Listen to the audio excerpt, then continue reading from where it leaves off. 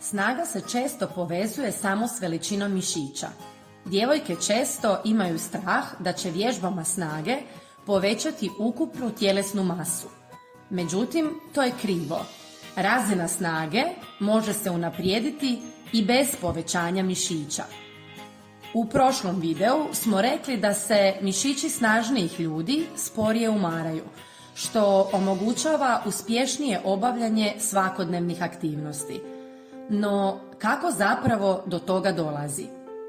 Prije svega, dobro je zapamtiti da je ljudsko tijelo jako prilagodljivo.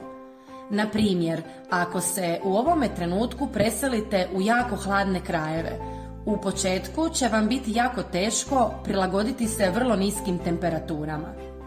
Međutim, s vremenom ćete se prilagoditi, baš kao i ljudi koji tamo već žive.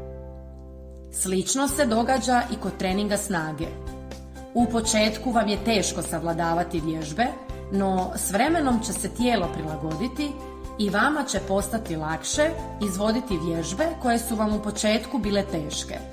To znači da ste postali snažniji i da se vaše tijelo prilagodilo. Ova prilagodba tijela se događa uslijed poboljšanja koordinacije između različitih grupa mišića i unutar samih mišića.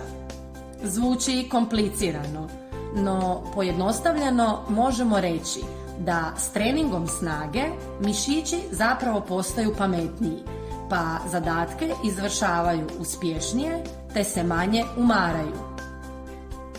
Zapamtite, mišići ne moraju biti veći da bi bili snažniji.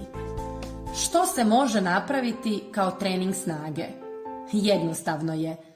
U početku je dovoljno odvojiti 20 minuta 2 do 3 puta tjedno u vlastitom domu. Trening započeti s 4 do 5 vježbi u jednom krugu.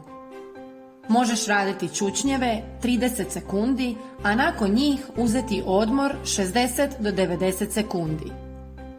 Možeš raditi izdržaj u čučnju uz zid 30 sekundi, pa ponoviti odmor 60 do 90 sekundi. Možeš 30 sekundi raditi trbušnjake, pa odmoriti 60 do 90 sekundi. Možeš 30 sekundi raditi leđnjake, ponoviti odmor 60 do 90 sekundi. I možeš izvoditi sklekove 30 sekundi, nakon čega uzmeš dužu pauzu od 2 minute. Nakon odmora ponoviš cijeli krug vježbi jednom ili više puta.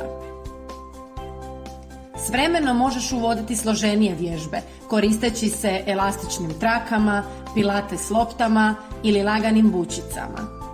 Također, možeš povećavati broj vježbi i broj krugova, te tako i ukupno trajanje treninga.